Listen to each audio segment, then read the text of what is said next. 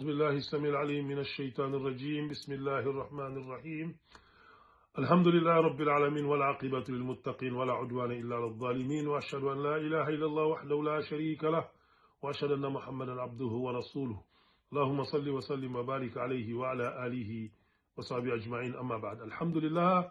Toute louange à Allah, Seigneur des mondes, le clément, le miséricordieux, qui s'appelle son salut soit sur le prophète Mohammed sallallahu alayhi wa sallam, sur sa noble famille, ses vaillants compagnons et tous ceux qui vont suivre leurs traces jusqu'au jour du jugement dernier, qu'Allah nous donne la grâce d'être parmi eux.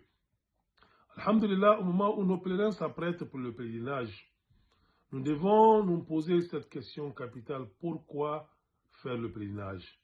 Quel est l'objectif du pèlerinage? Pour répondre à cette question, Allah nous dit dans la sourate 3, sourate Ali Imran, verset 97: وَلِلَّهِ عَلَى النَّاسِ حِجُّ الْبَيْتِ مَنِ اسْتَطَاعَ إِلَيْهِ سَبِيلًا وَمَنْ كَفَرَ فَإِنَّ اللَّهَ غَنِيٌّ عَنِ الْعَالَمِينَ. Il y a certains devoirs envers Allah pour les gens qui ont les moyens d'aller faire le pèlerinage de la maison. Et quiconque ne croit pas, Allah se passe largement des mondes. Dans la dernière partie de ce verset, nous voyons le but du pèlerinage. Quiconque ne croit pas, Allah se passe largement des mondes.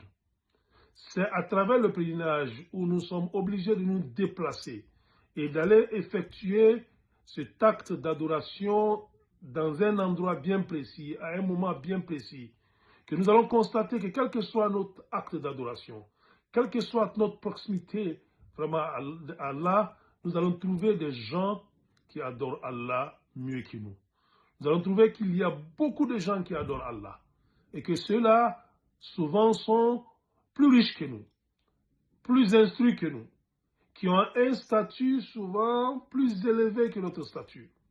Mais tout cela, enveloppés dans un drap, sont venus rien que pour adorer Allah.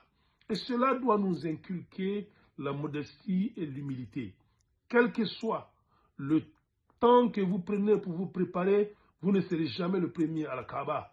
Et quel que soit le temps que vous y passez, vous allez finir par rentrer et laisser des gens qui adorent encore Allah. Lorsque vous vous trouverez sur le mont Arafat avec tout ce monde qui ne sont pas venus pour des affaires, qui ne sont pas venus pour le tourisme, mais qui sont tous venus montrer leur impuissance à Allah et demander son pardon.